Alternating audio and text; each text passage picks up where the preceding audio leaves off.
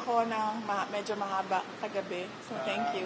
Magbigay lang ako ng update sa inyo sa nangyayari sa taas. Magbigay lang ako ng update sa nangyayari sa taas. So, hindi ko na lang din banggitin yung mga pangalan kasi nag-request din yung mga patients na huwag banggitin yung mga pangalan nila. So, ang isang patient, may clearance na siya. Ang decision niya is umuwi muna sa kaibigan niya. Natatakot siya umuwi sa sarili niyang bahay. So, ang decision niya, pag-discharge niya dito, ay pupunta siya sa kaibigan niya. Doon muna siya titira. And then yung isang patient, waiting siya for discharge. At ang sabi sa kanya ng private doctors niya ay lumipat siya ng hospital. So, yun yung gagawin para sa kanya. Dahil po, bakit po?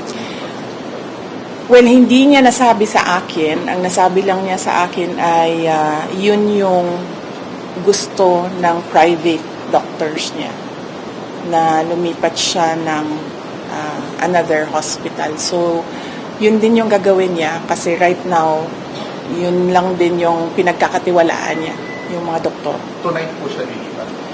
Nag-aantay siya ng kanyang discharge and clearance. Yung contempt order kay Atty. Zalaika Lopez, dapat po matatapos yung today. Ano pong balita? Na-extend po ba or hindi na nag-lapse na? Malamang siguro wala na yon kasi nag-aantay na lang yung lawyer dito sa taas ng clearance from all the offices concerned. So, likely baka considered as nag-lapse na yon. But ang gusto lang talaga ng lawyer is merong document na nagsasabi na cleared na siya. Ma'am, if we may get your reactions sa nabanggit po ni President Marcos.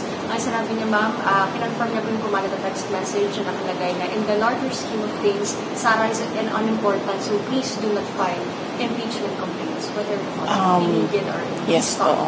Hindi naman ako mag-comment sa mga remarks ni President Marcos. But sorry, may nakalimutan ako na update sa taas. Gustong ipaabot nung dalawang patients ang pagpapasalamat niya sa inyo, sa media, kasi binantayan niyo daw sila at hindi niyo sila iniwanan. And gusto din nila magpasalamat sa mga doctors and lahat ng healthcare professionals na tumulong sa kanila.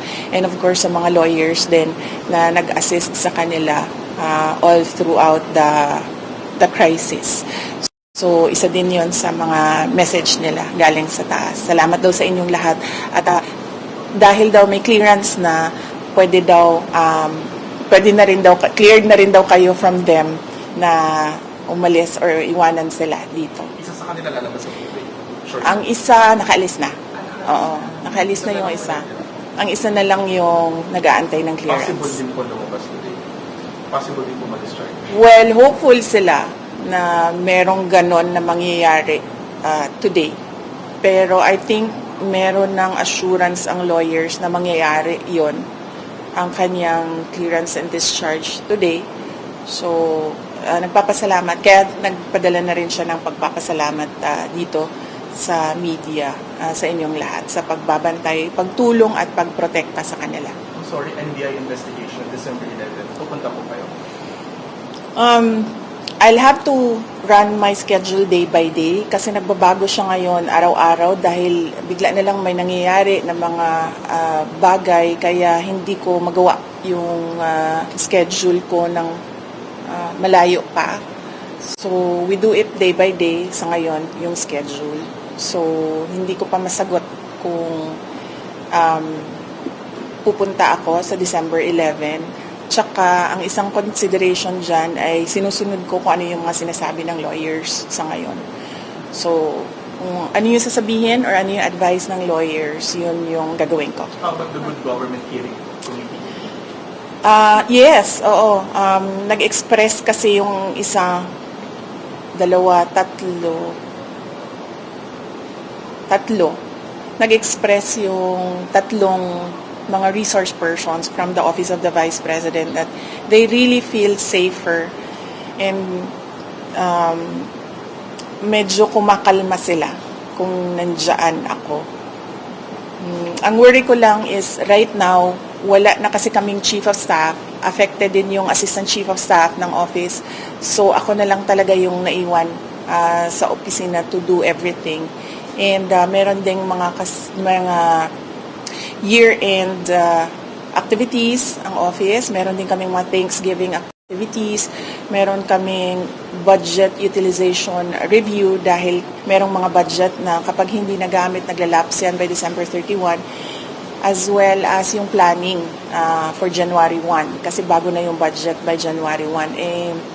Kung nakikita nyo, December na bukas, so we have just 1 month to do all those things. So, yun lang naman yung problem ko.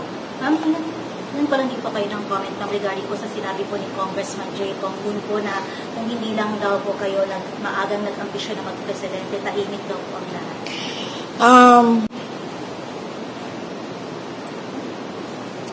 Unang-una, the presidency of 2022 was mine already. Nanalo na ako sa surveys, lahat ng tao solid na, united na for my candidacy.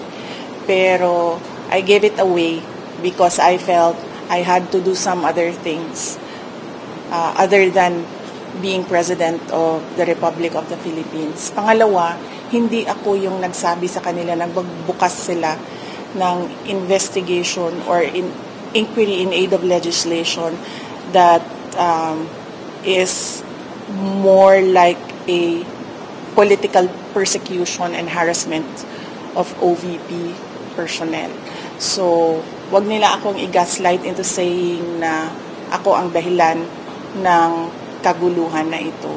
Ang kaguluhan na ito ay nagsimula sa sa terrorism nila, sa harassment nila, sa threats nila, sa mga personnel ng Office of the Vice President.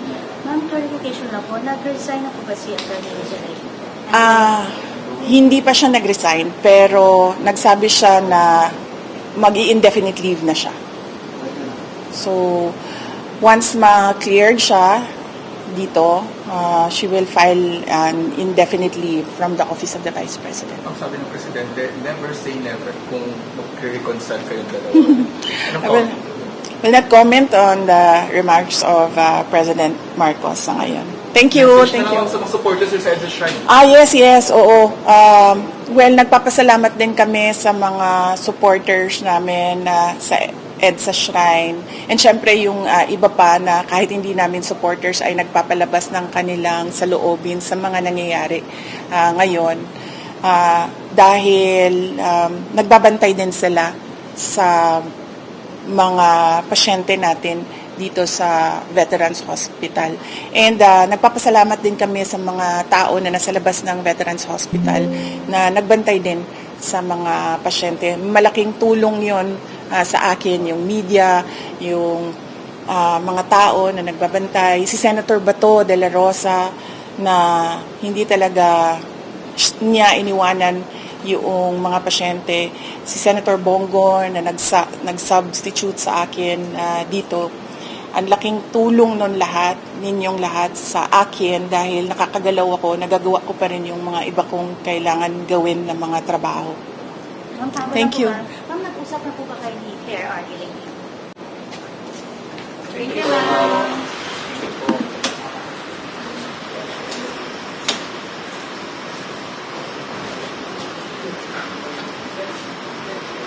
Stand